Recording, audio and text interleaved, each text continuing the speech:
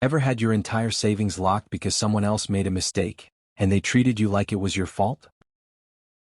Imagine calling your own bank, begging for answers, only to be met with smug voices and thinly veiled prejudice.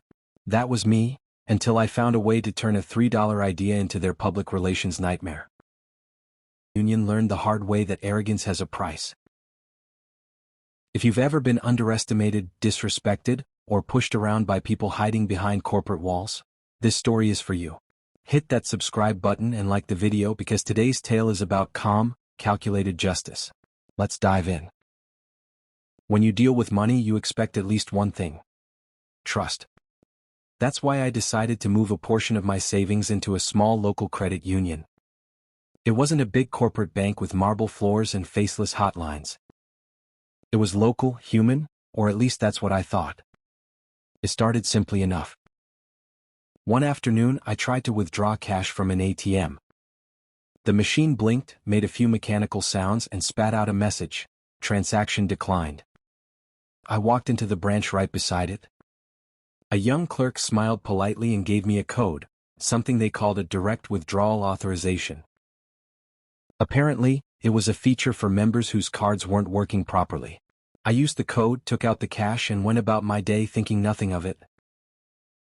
Fast forward a few days, I checked my balance and something didn't add up. The amount I withdrew still hadn't been deducted. I didn't panic. Systems take time. But when the delay stretched into a week, I called the credit union to make sure everything was fine. That call changed everything. The representative sounded off. You know that tone people use when they think you've done something wrong, but they're pretending to be polite? That was it. She told me my account had been flagged for review. No explanation. No apology. Just cold, bureaucratic language, the kind that instantly makes your stomach drop. When I asked why, she said there had been an accounting discrepancy. Apparently, the system took longer to record my withdrawal, and now the software flagged my balance as suspicious. Except, that was their error, not mine. I hadn't gone into overdraft. I hadn't done anything unusual. But somehow they decided the best solution was to lock my funds, every single dollar, until further review. At first, I thought it'd take a few days, then a week, then two. A full month went by and I still couldn't access my money. Each call felt worse than the last. Different clerks, same attitude, detached, impatient, sometimes even mocking. One of them made a snide remark about my foreign-sounding last name, as if that explained anything. That one stuck with me. It wasn't just about money anymore. It was about dignity. I remember pacing around my apartment holding my phone trying to stay calm. You know that helpless feeling when you realize they have all the power? They had my savings, my trust, and the audacity to treat me like I was the problem. I started documenting everything: call times, names, the exact wording of every conversation. But even with evidence, they didn't care.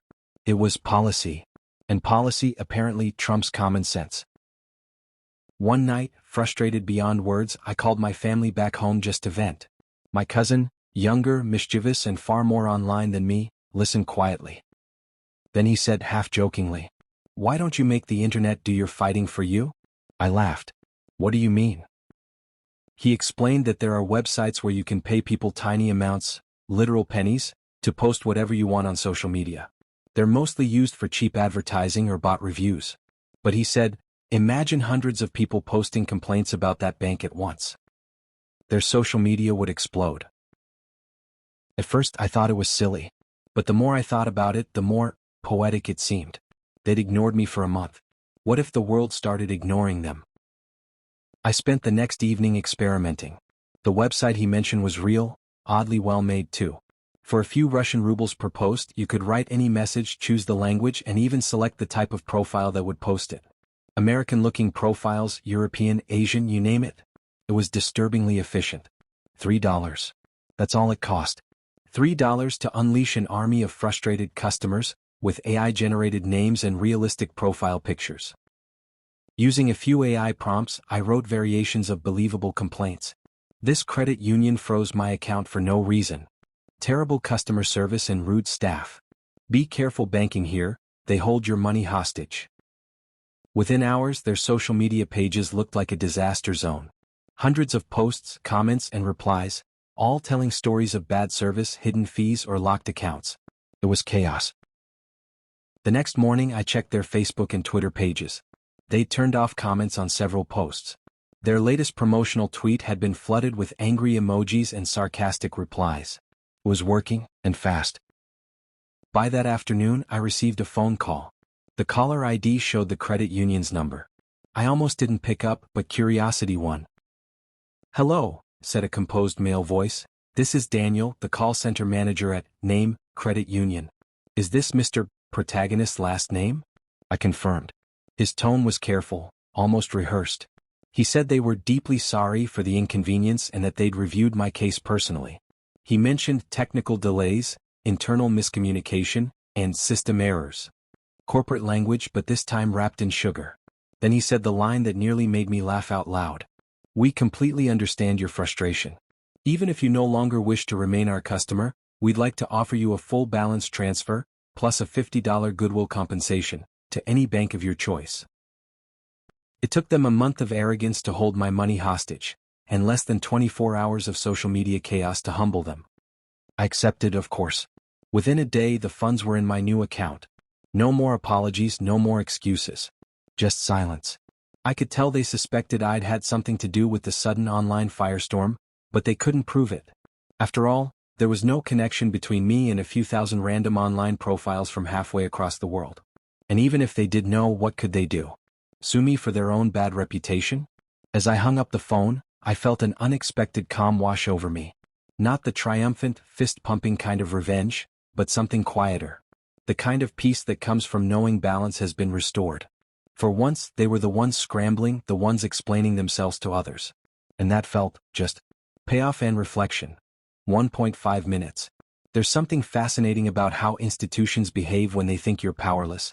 They speak in policies, procedures, and forms, language designed to remind you who's in control. But what they forget is that power isn't just in money or hierarchy. It's in perception. They built their reputation on trust, and I used that same reputation to undo them, with a $3 investment and a little creativity. Poetic, really. I didn't want destruction. I just wanted fairness. And once I got my money back, plus their apology wrapped in $50, I moved on.